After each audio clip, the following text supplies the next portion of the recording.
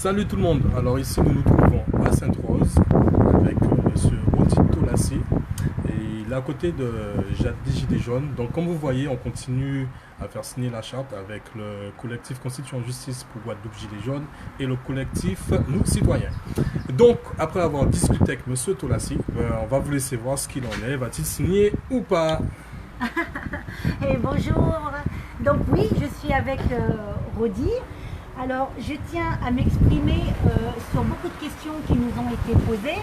Nous signerons avec tous les candidats qui sont sur la liste, sur les élections municipales de la Guadeloupe, hormis ceux qui sont LRM et soutenus par l'RM.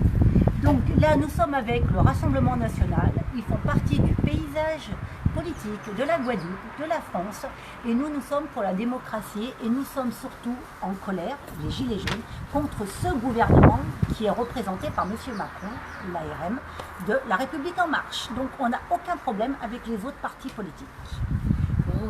Rodi, on est le 7 janvier, donc mais bien 2020. cette charte, donc c'est la charte du maire responsable et citoyen. Donc, ce candidat, s'il est élu à Sainte-Rose, tu accepteras de faire une consultation citoyenne à partir de 2 ans? C'est dans mon programme. Donc, voilà. La consultation, la démocratie participative, c'est l'un des éléments que nous mettons en place au niveau du Rassemblement national. Donc, ça ne pose pas de problème en aucun cas. Voilà. Donc, Rodi Tolassi de Sainte-Rose est en train de signer cette charte. Et qu'est-ce qu'on veut dire? Nous, après cette opération, nous allons créer un observatoire. Et on va essayer de réunir tous les candidats qui auront signé pour que ça soit un... 2 exemplaires là. Oui, il en manque un, oui. Pour voilà, pour que ça soit légitime parce qu'on continuera notre travail. Donc c'est très important. On va en profiter pour faire un petit débriefing pendant que Rodi Tolassi de Sainte-Rose signe. Nous avons eu hier un petit travail de phoning. Nous remercions le bon accueil que nous avons eu par beaucoup de candidats. Nous n'avons pas certains candidats. On a des candidats fantômes. On va en profiter pour en parler de ces candidats fantômes. Je les ai notés. Alors, je ne sais pas comment ils font pour communiquer dans leur campagne, mais Breslau Marie-Lucille, Hachi Edward, Georges Nandan, Rémi Sénéville, Harry Custos, Jacques Bangou, difficile à le joindre, monsieur Bangou, Loïc Martial, Delaney Clara Christiane et Jean-Luc Perriand. Nous sommes désolés, mais vous n'avez pas de téléphone, de Facebook ou d'annonce sur votre Facebook, vous n'êtes pas en public, donc il est difficile de vous contacter, donc on appelle ça des candidats fantômes. Nous avons eu un retour aussi d'une députée qui nous a fait savoir qu'elle ne signerait pas parce qu'elle ne voulait pas s'abaisser à ce genre de choses telles qu'une charte. Donc cette députée, je vais quand même la citer, c'est 2 dames, donc on est obligé que l'autre ne se sente pas concernée. C'est Madame Hélène Vainqueur qui a quand même dit qu'elle ne signerait pas, qu'elle ne voulait pas s'abaisser. Alors Madame Vainqueur, vous oubliez que vous êtes candidate maire, vous n'êtes plus députée là. Donc là vous êtes en train de mélanger les 2 casquettes. C'est-à-dire que si en étant une députée et en étant un maire, vous vous abaissez à signer une charte avec vos administrés, avec des citoyens, vous avez un petit problème. Donc je pense que nous-mêmes, on ne va pas signer avec vous parce que ça ne nous a pas plu cette remontée d'informations. Rodi,